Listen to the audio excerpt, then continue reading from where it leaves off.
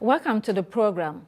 The dust is yet to settle following the outcome of the Edo State governorship election. The election saw the All Progressives Congress candidate Monday Okpewolo emerge victorious, defeating his rivals Asue Ighodalo of the People's Democratic Party and Olumide Akpata of the Labour Party. But the opposition is not backing down. Both Ighodalo and Akpata, along with their parties, have rejected the election results. PDP says it will challenge the outcome of the election in court. Several civil society organizations are not only calling for a review, they argue that the Independent National Electoral Commission should be dissolved and a fresh independent body set up. As the legal battles take shape, we are joined live from Benin City, the capital of Edo State, by the Attorney General and Commissioner for Justice of the state, Oluwole Osaze-Uzzi. Honorable Commissioner, thank you so much for joining us on the program. Good evening, and thank you very much for having me. Right. Let's start with the fact that you are very familiar with the electoral process. You used to be a very senior staff of the Independent National Electoral Commission, where you retired from before taking up the job of the Attorney General of Edo State and Commissioner of Justice. Can you share with us your initial thoughts about the elections that ended in Edo State last weekend? Well, thank you again. In the build-up to the election, there was ominous signs that this election wasn't going to go as well as it should go. There were those who were supposed to be guardians of the process turned into a different thing. Several opposition figures, several members of the People's Democratic Party, for example, were arrested and taken out of the state. So the law is that where a crime is committed, you arrest the person, you detain the person there, and within a limited time, bring the person before a court of law. But the police arrested people. They showed obvious partisanship. They arrested people, took them away from Benin, sequestered them in Abuja, kept them without bail, without access to their lawyers, without access to their family, for several weeks. When initially we went there and said, look, these people, they may have committed a crime, so why don't you grant them bail? The police refused and kept them there. When the clamor for their release got so loud, they now hurriedly charged them to court. They didn't charge them to court in Edo State, where the crime is, whatever crime they are alleged to have committed took place. They charged them to court in Abuja, not just Abuja. They left Wuse Zone 2, where most of the magistrate courts are, went to a court in a village, Dutse Al-Haji, charged them to court, and 10 of them remanded them in a prison, in a correctional facility in Niger State, and adjourned the case till after the election.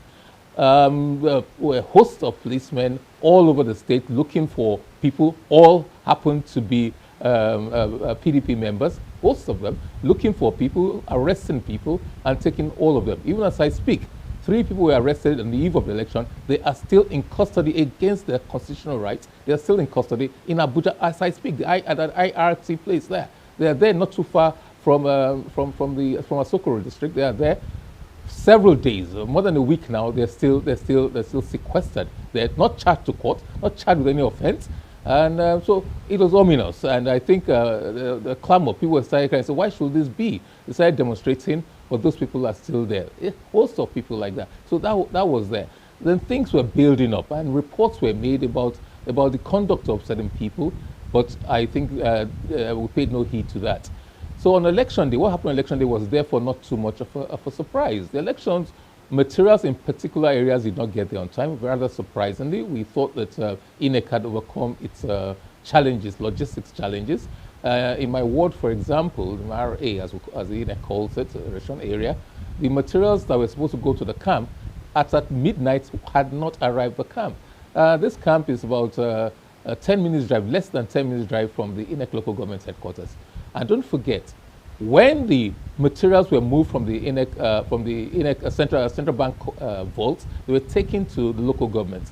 By the time they got to the local government of Oredo, the capital city, they were attacked. APC thugs, named thugs, went there, attacked them, but the INEC had to issue a statement. The INEC acknowledged that, then had to issue a statement that none of the materials were missing or lost.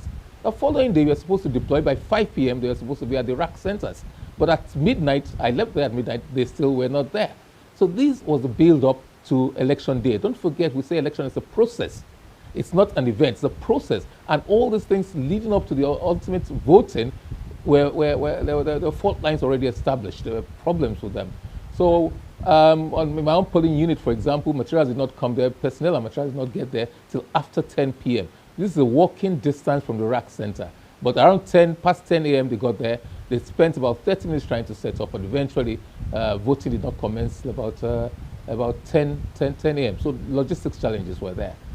The beavers worked perfectly for me, but in some places there were reports that didn't work as well. But most of the time in my own polling unit and the adjoining polling units, it worked fairly well. The process went on smoothly after the initial hitch, and then we went for collation. Collation was delayed, but eventually we collated at the ward level, RA level. Everything went quite well. Now the drama started after the ward collation. Okay, Honorable Commissioner, let me come in here. Honorable Commissioner, yes, can you hear me? Let me come in here. You've talked a lot about the background events that led up to the election. So it would seem from what you have explained so far that you would agree with some of the observations and the reports of the election observers and the sentiments that have been expressed by the opposition parties who were defeated in that poll. Oh, certainly. The build-up did not go too well, and some people showed their hands too early. There is a chieftain, an aspirant under the APC who had contested the primary election under the APC in full police uniform. Days to the election was seen making partisan statements threatening the governor and the People's Democratic Party. His name is Blessing. He was there. It was all over social media. I think his channel showed part of it. And he was alleged to have been arrested. By the time the police claimed they have arrested him, he was in a rally, you know. But he was in full, and some people warned that there were intelligence information indicating that there were lots of fake police uniforms around, and these things were going to be used on election day. One of them showed his hand, and he was in police uniform 2 days, more than 48 hours before the election. Right.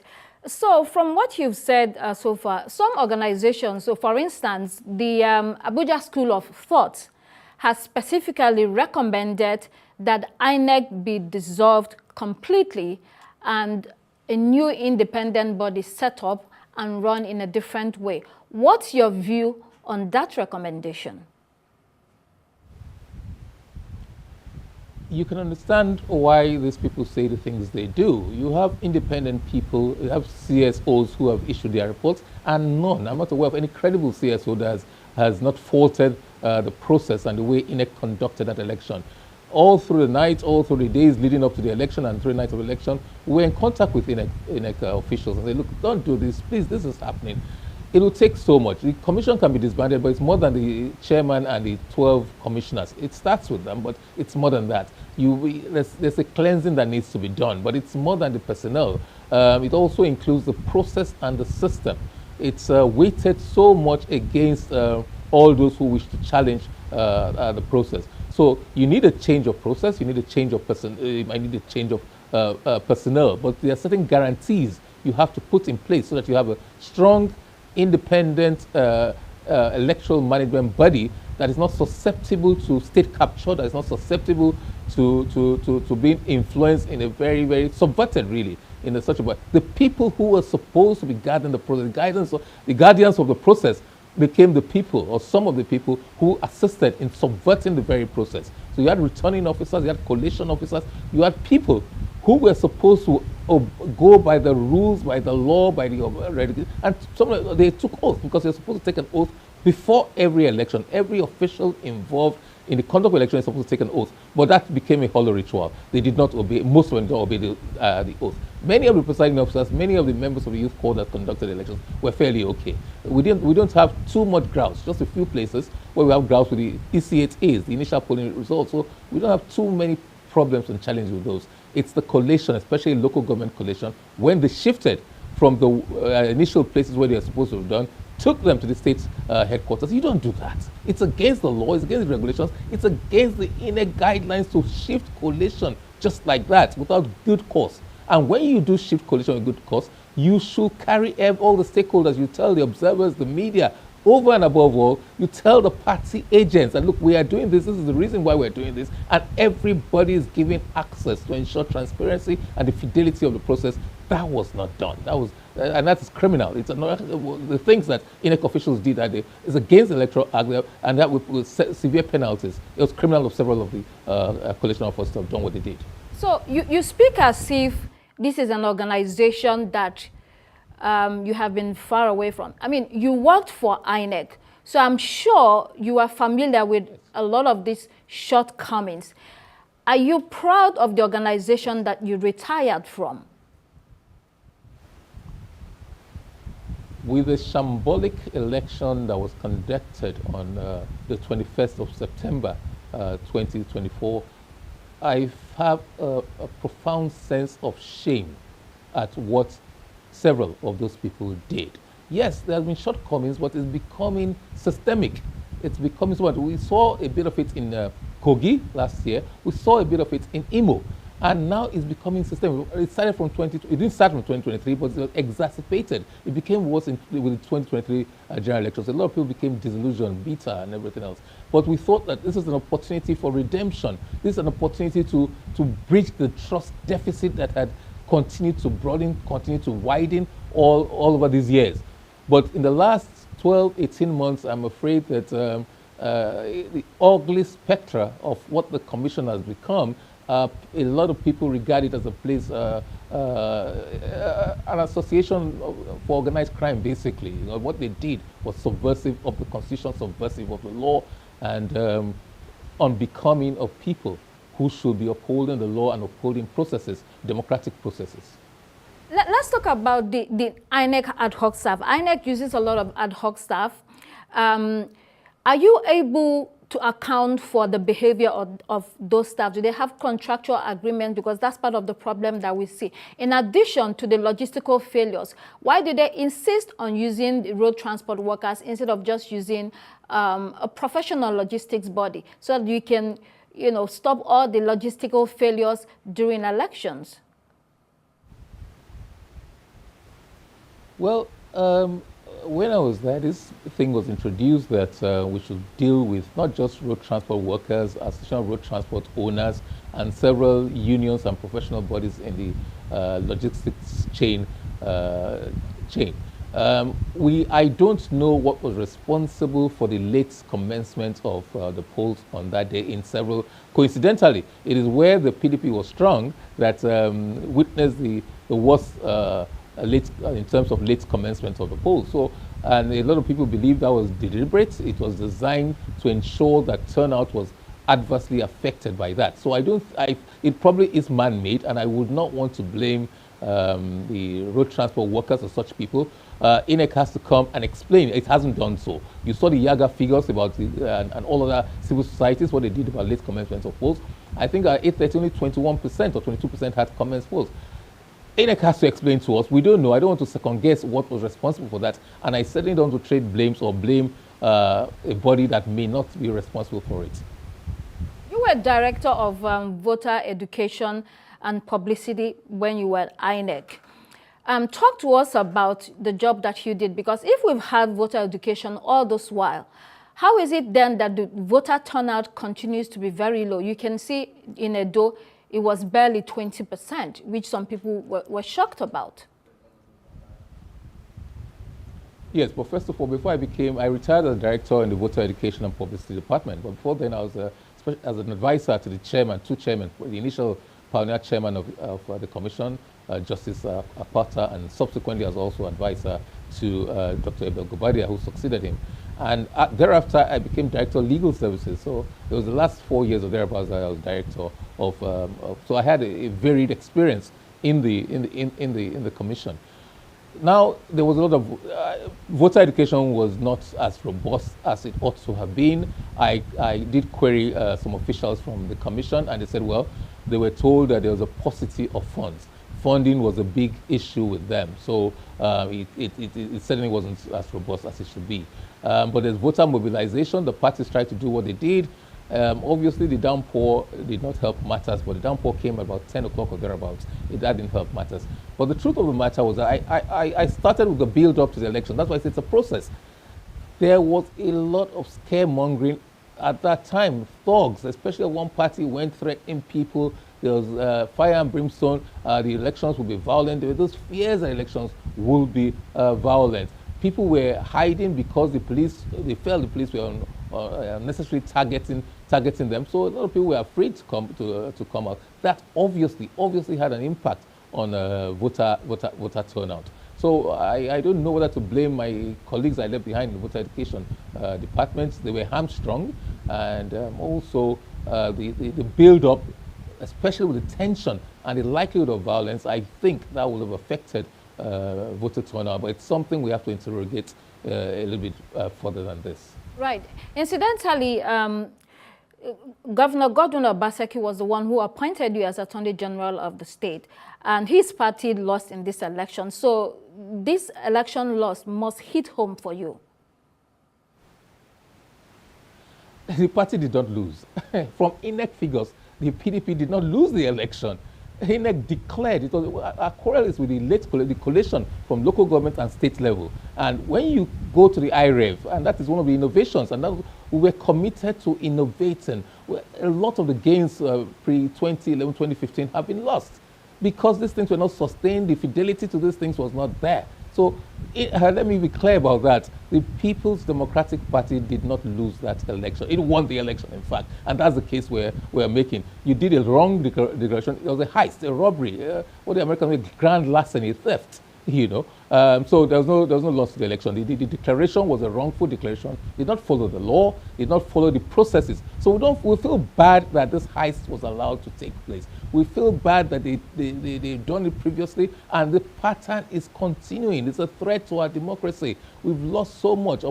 It's been 2 steps forward and 5 steps backwards. And so things have to be done to regain and rebuild confidence. We thought this was a golden opportunity to rebuild the confidence in the process. Going on to Ondo, and of course, the party chairman of the APC said, look, the template they have used, writing results, writing fictitious, false results, suppressing votes of the winning party and boosting the votes of the losing party to turn them into the winning party. They've promised that template. This is the biggest threat to our democracy in the last 25 years. It is. Okay, so let's stay on your comment that the PDP did not lose the election. The party has already signaled its intention to go to court. You are a lawyer. How do you think that will play out? How do you see it playing out? First of all, I'm not aware that the party has signaled its intention to go to court. What I am aware is that there is a procedure for a challenge, administrative challenge of the election. We will explore all lawful means to challenge and to correct and to redress this grievance. And the first thing is using the provisions of the Act. I have been involved with civil society partners and certain like-minded people in the Commission, outside of the Commission, committed to do all we can to improve the process, because we think democracy is what the people of Nigeria want. So we've done so much in terms of reform. In Section 65 of the 2022 Act, a novel thing was introduced into our legal jurisprudence, and that is that you have an opportunity to challenge administratively, petition the Commission, say, look, sorry, this result you have declared or the election went against the guidelines, the rules, and the law regulating the process. Fortunately, that was assented to. The National Assembly passed that, so there's a proviso to Section 65 permitting any party to approach the Commission to say, look at what we have seen. And we are going to the Commission. We've gone to the Commission and say, look, using your IREV, polling unit results can with the beavers at the polling as required by the Electoral Act and as required by the guidelines of the Commission indicate, and this is the building blocks of every electoral process, is EC8A, the polling unit results, indicate that the People's Democratic won this election. So please, can you rectify it? You use it under 2 scenarios. One, when declaration is made under duress and the returning officer has not come to tell us that he made this under duress, or when the guidelines, the law have been breached by people who are supposed to have conducted the election. So that window of opportunity is there.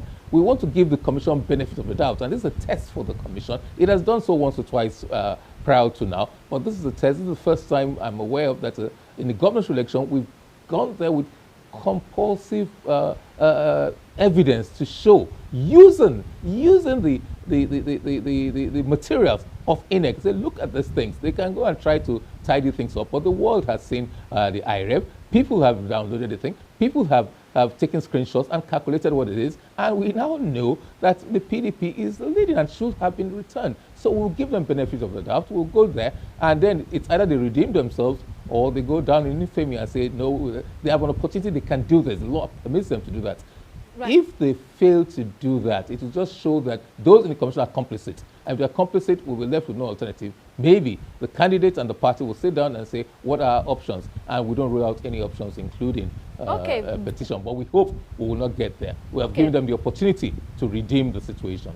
Very briefly, because we're almost out of time, finally, I would like to ask you, the judiciary has become really entangled politically because most times now they have to decide the outcome of elections. These cases all end in court. Do you think that's healthy for our democracy?